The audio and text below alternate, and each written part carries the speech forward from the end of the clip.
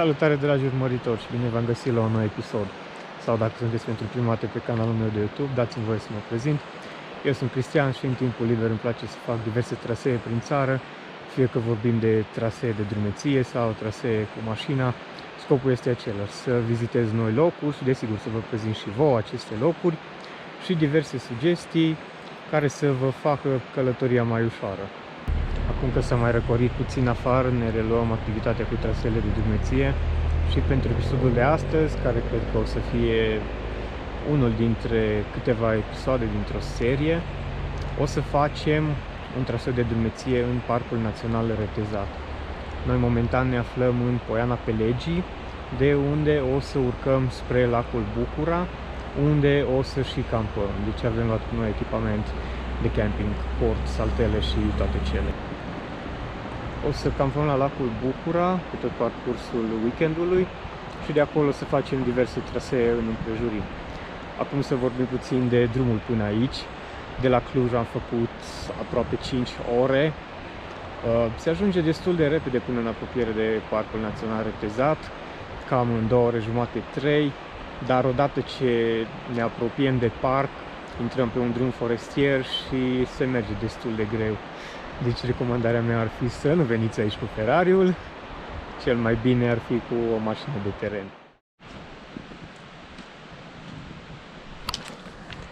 În ceea ce privește traseul de la Poiana Pelegii până la lacul Bucura, avem de parcurs aproape 3 km și o diferență de nivel cam de 400 de metri. S-ar putea spune că e un traseu destul de ușor, dar având în vedere ce avem în spate, cortul și toate cele pentru camping, o să fie destul de solicitant.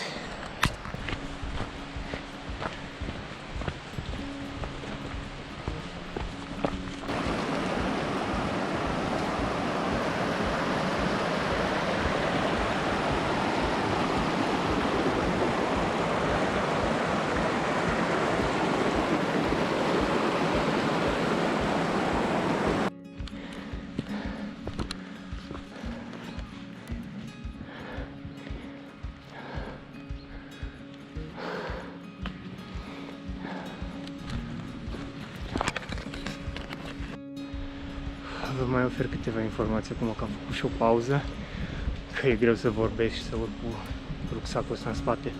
Legat de accesul în Parcul Național Retezat, se percepe o taxă de 10 lei de persoană și 15 lei pentru mașină.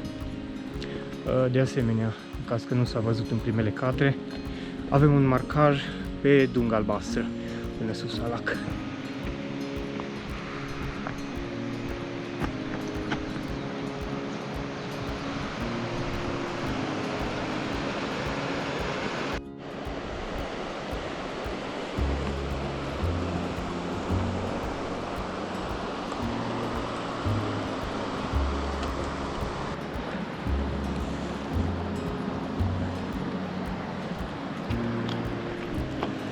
Mai culegem și niște zmeură pe traseu, ne mai refacem energia.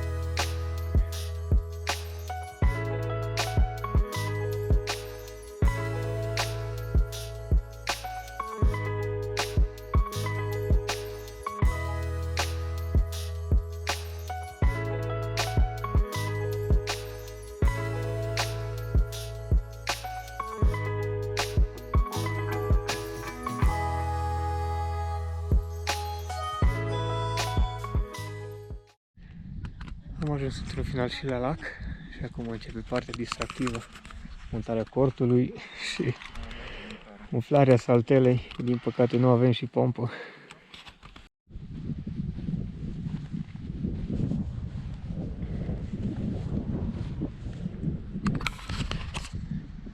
Am ajuns într-un final și la lac.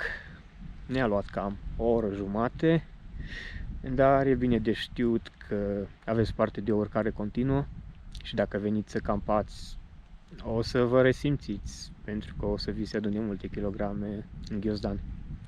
Acum să vă mai dau câteva informații despre traseul acesta. Dacă veniți să campați, puteți vedea în spate că sunt un fel de adăposturi făcute, ziduri din pietre, unde puteți să vă puneți cortul ca să fiți protejați de vânt. De asemenea, aici aveți și un izvor cu apă curată. Este undeva în partea aceea, o să mergem puțin mai târziu să ne luăm și niște apă. De asemenea, aici este instalat și un WC. Puteți vedea acolo cabina. Deci cam aveți de toate ca să aveți parte de un camping reușit.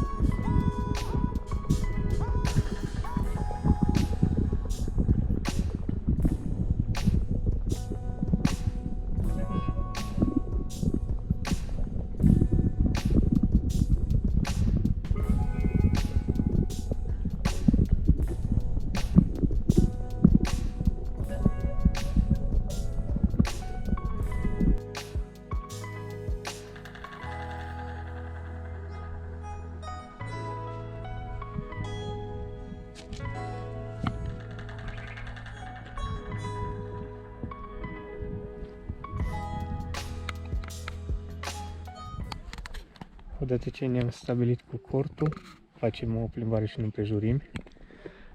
De asemenea, uitați să vă spun, acolo este și cabana Salvamont. O să dau și zoom.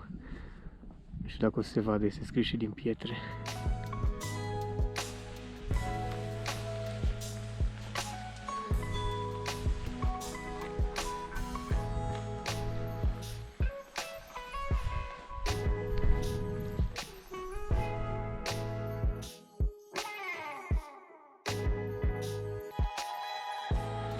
V-am tot spus de facilitățile pe care le aveți aici, dar este și un lucru care lipsește și anume semnalul. Dar dacă ați ieșit în natură să vă deconectați de civilizație, atunci nu este o problemă. De asemenea, am uitat să menționez, o să vă las și în descriere un link cu traseul pe care l-am urmat astăzi.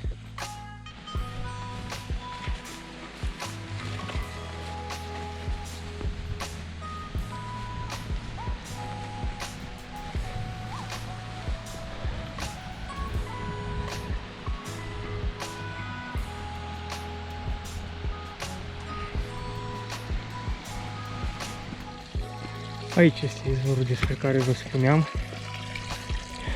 chiar aici lângă cabana Salvamont.